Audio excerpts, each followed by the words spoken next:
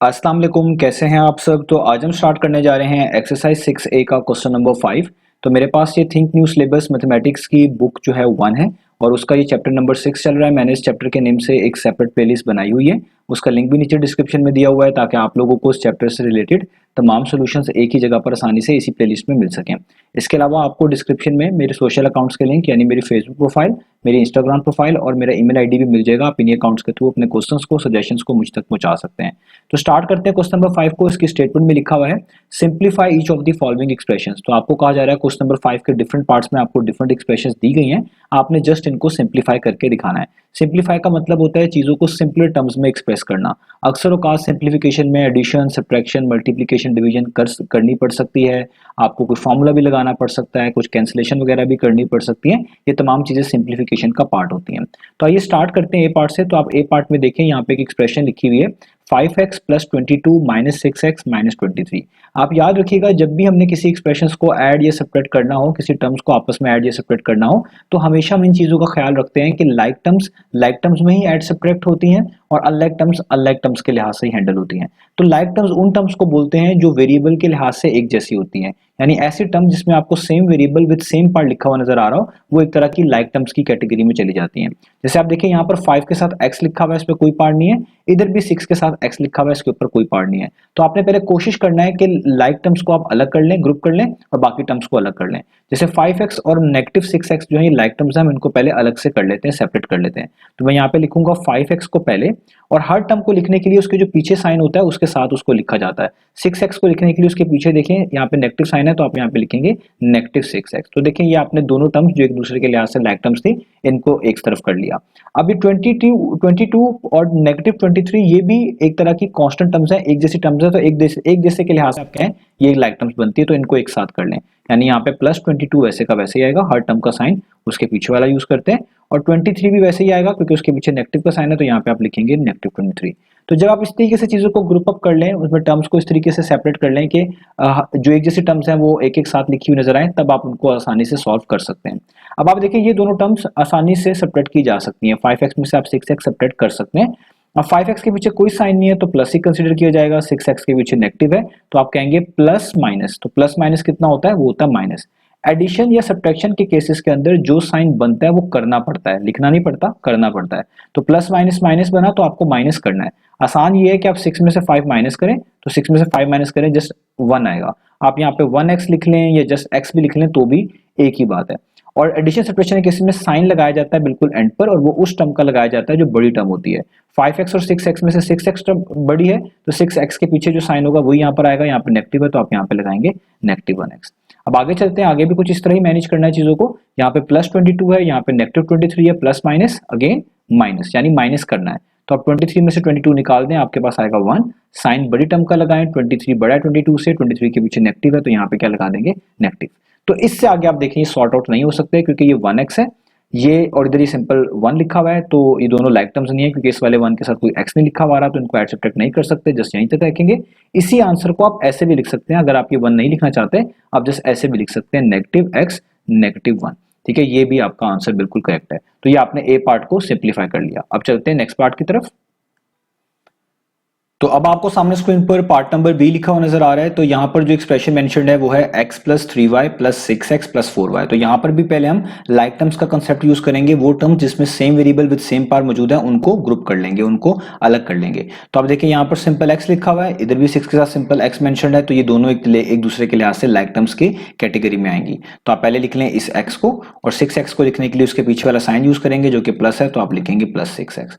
अब इस तरीके से देखें, यहाँ पे 3y लिखा हुआ है तो इधर 4y लिखा हुआ है, दोनों टर्म्स में सेम वेरिएबल y मौजूद है तो इनको ग्रुप अप कर लें। तो इस 3y के पीछे प्लस का साइन है तो आप लिखेंगे प्लस 3y, हर टर्म के जो पीछे साइन होगा उसी के लिहाज से लिखते हैं। इधर 4y के पीछे प्लस का साइन है तो इधर लिखेंगे प्लस 4y।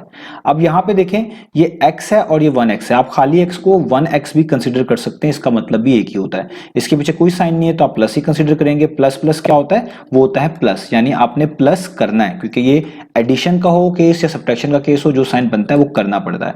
तो 1x प्लस 6x करने का मतलब है आप 1 में 6 ऐड कर दें, 1 प्लस 6 कितना होता है 7, और जो वेरिएबल है वो 7 वैसे का वैसे ही आ जाएगा, यानी x, यानी 1x प्लस 6x कितना हो गया 7x। सेम प्रोसीजर यहाँ पे भी करना पड़ेगा, यहाँ पे प्लस है, यहाँ पे प्लस है, प्लस प्लस प्लस ही होता है, प्लस करना है, 3 में 4 ऐड कर दें, 4 प्लस 3 कितना होता है, वो होता है 7। तो वेरिएबल जो है वो सेम ही आएगा, ये दोनों में y था तो यहाँ पे y आएगा, और साइन इनमें से बड़ी वैल्यू का ही आएगा, 3y और 4y में से 4y बड़ा है, उसके पीछे प्लस का साइन है तो आप भी क्या लगाएंगे प्लस। इधर भी 1x प्लस 6x में से 6 बड़ा था, उसके पीछे प्लस का साइन था, तो आप देखें इसके पीछे कोई साइन नहीं यानी प्लस का ही है। तो इससे आगे हम इनको सॉल्व नहीं कर सकते क्योंकि 7x और 7y एक दूसरे के लिहाज से लाइक टर्म्स नहीं है, दोनों में डिफरेंट वेरिएबल्स हैं, इनको आप ऐड नहीं कर सकते। तो यही आपका फाइनल आंसर होगा। तो ये आपका हो गया बी पार्ट। अब चलते हैं नेक्स्ट पार्ट की तरफ।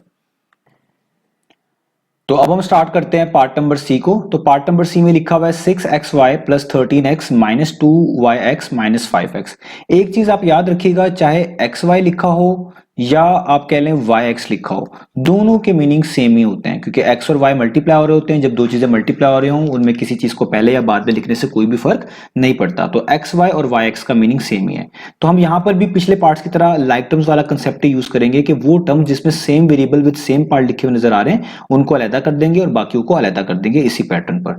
तो अब देखें यहाँ पर 6 के साथ भी xy लिखा हुआ है और 2 के साथ भी xy लिखा हुआ है। बता चुका हूं xy लिखा हो या yx लिखा हो एक ही बात है। तो आप इनको अलग कर लें। आप यहाँ पे लिख लें 6xy, और इस yx को भी आप xy खुद से लिख सकते हैं, इसमें कोई प्रॉब्लम नहीं है। तो इसके पीछे यहाँ इस टर्म के पीछे नेगेटिव साइन है तो आप लिखेंगे 2 -2 और yx की जगह पे xy भी लिख देंगे तो कोई फर्क नहीं पड़ता। तो ये देखिए यहाँ पर मैंने इन दो टर्म्स को अलग कर लिया। अभी जो अगली दो टर्म्स बची हैं ये है 13x पॉजिटिव 13x और ये नेगेटिव 5x, दोनों में सेम वेरिएबल x है तो ये एक दूसरे के लिहाज से लाइक टर्म्स होगी, इनको अलग कर लें। 13x के पीछे प्लस है तो आप लिखेंगे प्लस 13x, 5x के पीछे नेगेटिव है तो आप लिखेंगे नेगेटिव 5x। अब आप इनको फर्दर सॉल्व कर सकते हैं। ये वाली टर्म इसमें से सॉल्व होगी, लाइक टर्म्स आपस में प्लस माइनस हो सकती हैं और किसी और टर्म के साथ जो कि अनलाइक टर्म हो, जैसे वेरिएबल विद सेम पार्ट उसमें मौजूद ना हो, उसके साथ प्लस माइनस नहीं हो सकती।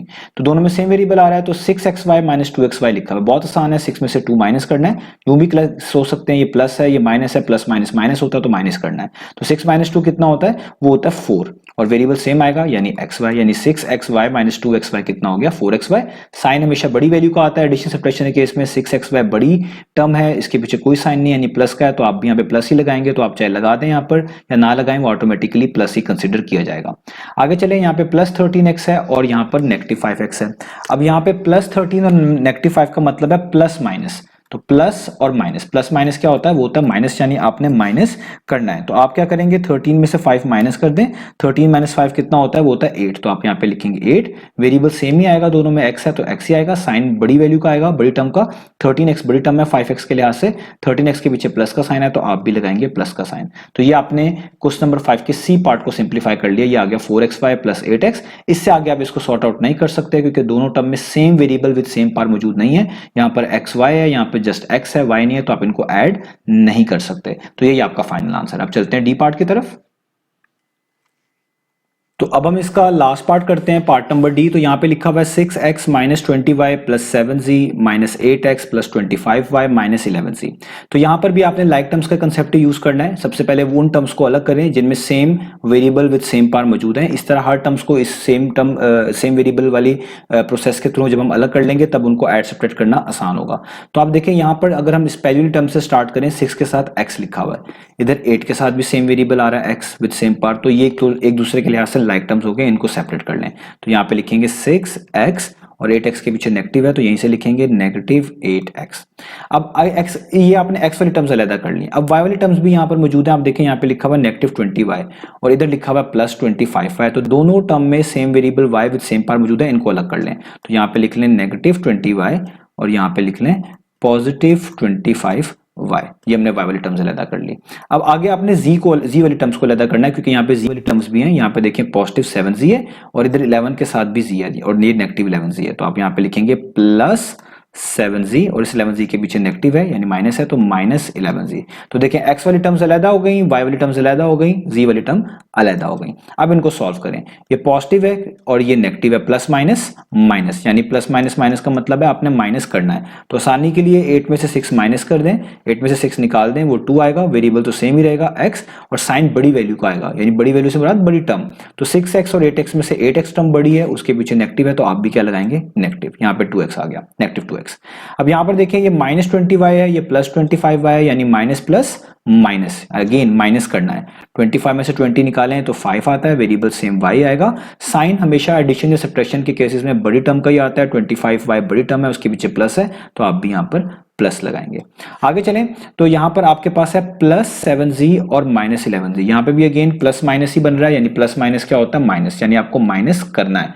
तो 11 में से 7 माइनस करें तो 4 आता है, वेरिएबल सेम z ही रहेगा और साइन बड़ी टर्म का आएगा। 7z और 11z में से 11z टर्म बड़ी है, उसके पीछे नेगेटिव है तो आप भी नेगेटिव का साइन लगा देंगे। तो ये हमने आप देखें इस एक्सप्रेशन को सिंप्लीफाई कर लिया। इससे आगे हम इसको सॉर्ट आउट नहीं कर सकते क्योंकि इन तमाम टर्म्स में वेरिएबल सेम नहीं है, ये सारी एक दूसरे के लिहाज से लाइक टर्म्स वाली कैटेगरी में नहीं आती, तो इसलिए इनको हम ऐड सब्ट्रैक्ट नहीं कर सकते। तो ये हमारा फाइनल आंसर हो गया। उम्मीद है आपको तमाम चीजें समझ आई होंगी। इंशाल्लाह नेक्स्ट वीडियो से मिलेंगे बाकी सॉल्यूशंस के साथ।